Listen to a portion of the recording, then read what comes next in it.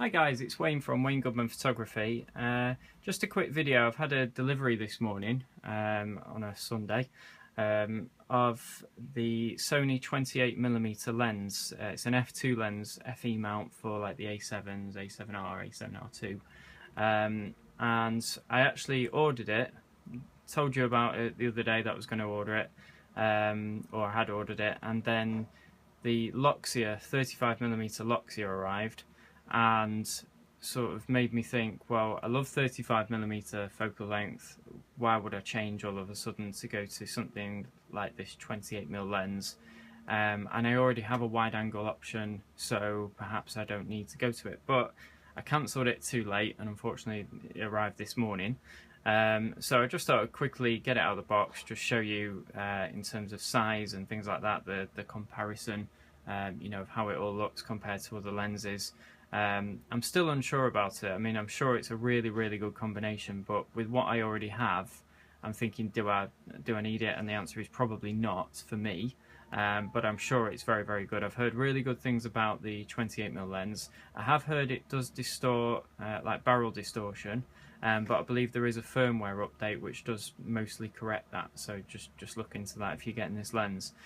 So we have the 28mm lens from Sony here, the f2. We have the conversion adapter, which I'll also discuss, and that is that takes the 28mm down to 21 by fitting to the front of it, basically. And then we have the Sony 35mm lens here, okay, and then we have a Voigtlander 15mm with an adapter. So I thought I'd sort of compare that with the adapter size. And they're actually all very similar in size. There's not a lot of difference. The thing I would say is that obviously this and this go together, and basically the bodies of both items are exactly the same. The conversion lens body and the 28mm lens, certainly in terms of length, is exactly the same. So if you fit that, you're just doubling the length. Suddenly then it does become pretty long. So the 28mm is actually, it's a well-made lens, I can tell you that. It's nice and light, but still metal, mostly metal construction.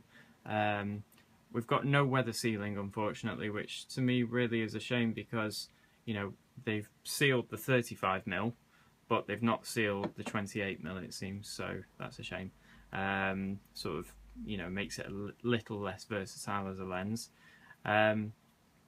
We've got FE2 28, it's got a 49mm filter adapter fitment, which is the same as the 35mm f2.8 and also the 55mm f1.8. So if you use filters, you can swap the filters between them, no problem at all if you do that. That's the 28mm, and then we have this adapter for it. Now basically what this does, this is just a converter, and the converter basically it sits on the front of the 28mm lens and takes it from 28mm f2, I believe, to 21mm f2.8. It does speak to the camera via, somehow I believe, these contacts here. I don't know how it works, that the lens knows that that's fitted, because there doesn't seem to be any electrical contacts, but I have read that it does seem to recognise there's a 21mm adapter fitted to it. Maybe it does, maybe it doesn't. Then you have this little lens cap thing for this particular thing, which is really not, I guess you'll get used to it, but it's not as straightforward to fit as a normal lens cap, because you've got like these spring-loaded metal, I don't know, contacts of some kind in there, or metal mounts. You can't fit a filter to the front of this by the looks of it. It appears to be totally solid construction, and therefore, you know, I can't see any way of getting a filter onto that. There might be some way that I don't know of, but I doubt it. So if you do use filters, just be aware of that. The cap for the conversion lens is basically unique as well. So if you lose that, I'm sure Sony will charge you a princely sum to replace it. So that's just another thing to take into account. So for example, the Voigtlander I have here, that has a petal hood, which I don't believe you can remove. I've never actually tried to, but yeah, I mean, it's built in. And that has a little pinch cap, and when you do that, you know, so that, if I lost it, it's not the end of the world. I can go on Amazon and just get a replacement, but I don't think it would be so easy to get one for this. So just something to be aware of. In terms of size, so we have the 35mm and the 28mm here. You can see that's actually the 35mm on the right hand side with the lens cap in place. If I take the lens cap off completely off the two, then we have, there we go. So it's quite a big difference. It's not quite half, but it's probably a third of the length shorter, the 35, than the 28. Obviously the 28 is an f2 and the 35 is an f2.8. So, you know, nothing unusual there for a brighter lens to be big in comparison. Both feel as sturdy as each other. Both have a very similar manual focus ring feel to them, except the 28mm does have one that protrudes a little bit, so a bit easier to grab, therefore a bit easier to find. That's that, so let's pop those over there. Compared to the Voigtlander, I'll just show you the 35 first. So the 35 is basically that. So this 35 really is small, the 2.8, very small. And if we compare the 28, that's fine. But then if you think about it, we've got to add this to make it a 21mm. That just clicks on in place like that. And suddenly we have this 15mm lens or this 21mm lens.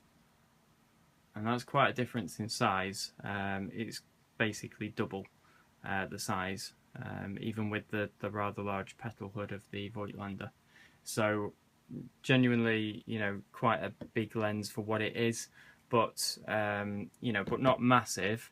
I'm just sort of comparing it to other lenses I've had in the past. But don't forget, obviously that's all autofocus, and that's totally manual focus, so therefore you would expect a smaller zoom.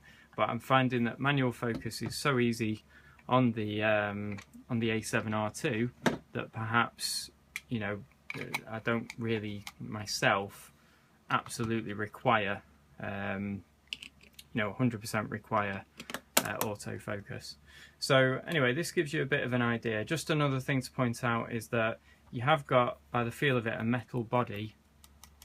Maybe metal, I don't know, either very good plastic or metal, and on this conversion lens, and I wouldn't want to get it scratched personally, but the it's only the actual 28mm lens that comes with any kind of cover, any kind of bag, so just, you know, you might just want to take note of that if you're bothered about scratching lenses and things, which is not very nice, is it? I mean, they cost a lot of money. We don't want to get them all battered up for the most part.